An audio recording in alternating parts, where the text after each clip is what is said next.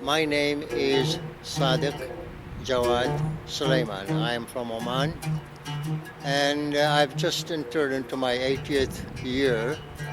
I do see this stage of life as very interesting in many ways. I hope one can keep one's health and, of course, awareness of the world around us. Today's world is becoming more aware of Oman. In the 19th century, it ruled over an empire stretching from the Arabian Peninsula down the east coast of Africa. But Oman fell into feudalism and isolationism until 1970, when Qaboos bin Zayed overthrew his father to become the Sultan. He boosted spending on health, education, and welfare. And now, once again, Oman is ready for the world stage. I have remembrances from 1940, and I can tell you it's another country, almost you might say, in terms of what development has taken place.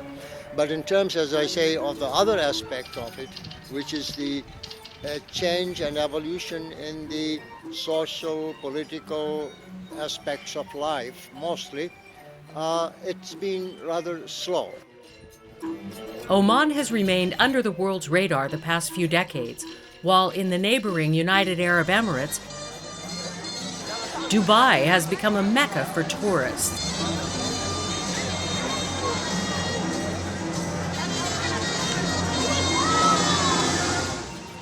Now, Oman is carefully laying out its welcome mat.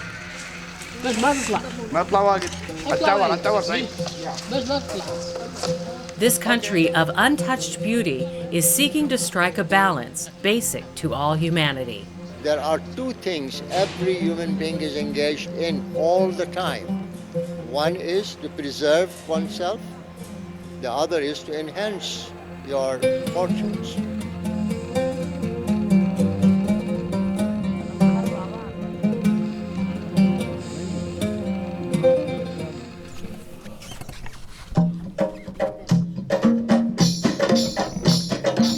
A joint concert between universities a world apart, Sultan Qaboos University in Muscat and the College of William and Mary in Virginia. Some of the Americans indistinguishable from Omanis.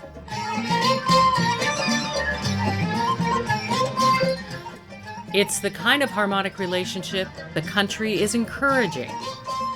In Oman, we have this kind of idea that we really want to develop tourism, but not to open up too widely, and so we lose our identity and our core, like the traditions, the history itself. So it's like we are kind of open up to the outside world, but at the same time we are keeping up our traditions and whatever makes us unique in front of the whole world. Oman is meticulously restoring its forts and castles that date back to the 16th and 17th centuries. We lived here 16 years ago, and it was just a wreck then, and someone said they've nearly finished it, so we thought we'd come up and have a look. In the ancient souks, tourists are able to buy handcrafted silver made here. I make many pendant, necklace, earring, coffee pot.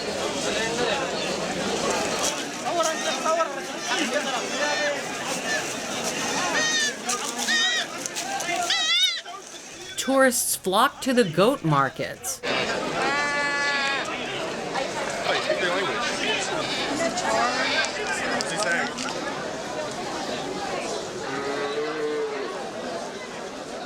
And the country showcasing remote villages. Would like to eat. And here the ladies make the sandalwood. Either sandal and with the saffron as a makeup. So they bring it as a piece. They bring it as a piece from outside, from the holes there.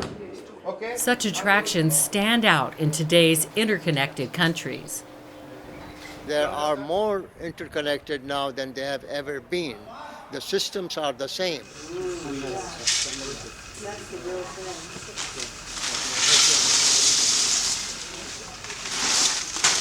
culture,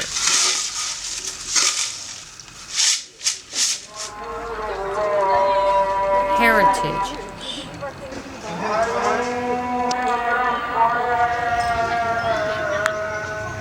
ecotourism. That's what Oman is promoting in 10 marketing offices overseas, covering most continents. Most of the people who answer the call are from Europe and the Middle East. It was easy coming into Oman from UAE. The drive was good, roads are good, the view was excellent. Cutting through the mountains and all, it was nice.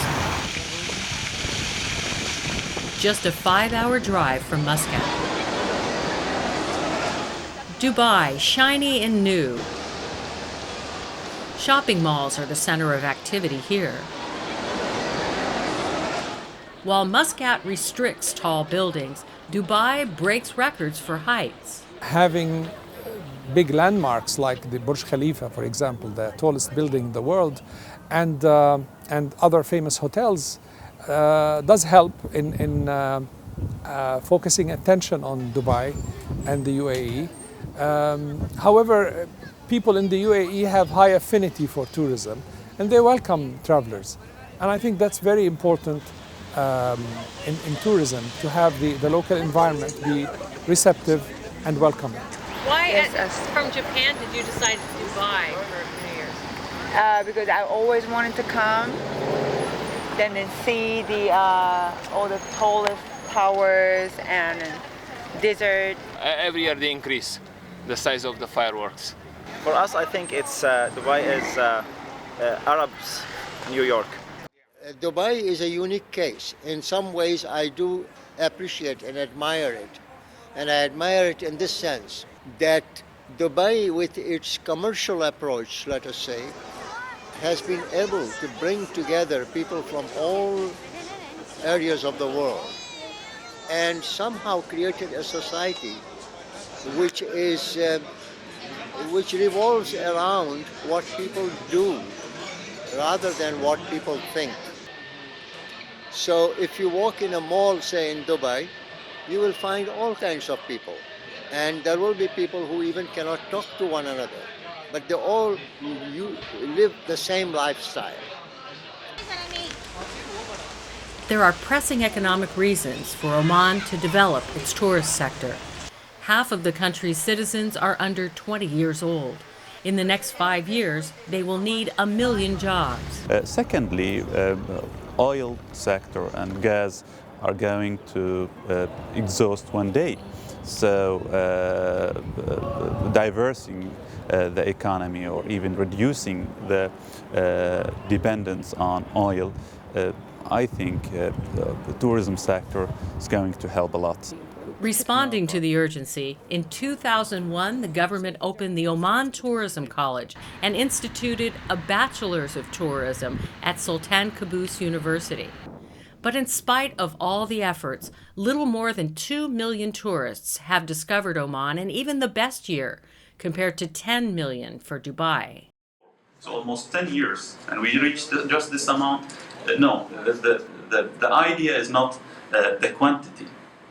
The idea is the quality of the tourist or the type of tourist we are looking for. That's why Oman is one of the most expensive tourist destinations around the world. Quality, not quantity, key in the Omani way of life. You have to have a vision where you are going. And the vision always connects with where you have been before. So the Omanis, when they chart their own vision, they always remember who they are, where they have come from, what this country was about. What Oman is about suits these Canadian expats working here more than a year. Maybe it's something to say about the Abadi sect, which is the Islamic religious sect dominant here in Oman. You'd see that they're much more tolerant than other countries in the region. So you're not in Saudi, where the Wahhabi movement, with their different view or interpretation of Islam, is taken to be extreme. The Abadi sect is so welcoming and open to others and warm and kind. It's an Arabic hospitality, everyone talks about it, but it's over the top. It's like you show an interest in something and they welcome you like you're one of their own. It's really incredible. Yeah. And that's what we call hurma, meaning it is forbidden for you to do anything that's harmful to the other person. We cannot do that. But if you just stand there and say, okay, I'm not harming anyone, fine, no. The other responsibility is to raise that person. After lunch, and they will come back at 4 o'clock. They have Thursday market, especially Thursday market also for the cattle. Aspects of Omani society will inevitably change as more tourists arrive and the governing powers evolve. Sultan Qaboos is in his 70s with no heir to the throne. No one person should be allowed to dictate. So in other words, we have to be able to decide things that relate to the public domain in a democratic way. According to the ambassador, whether change in Oman or anywhere is for the better depends on something simple. We can only self-fulfill and self-realize ourselves by being more human and humane. There is no other way. You see? No matter what we build around us, what matters is how you evolve from inside.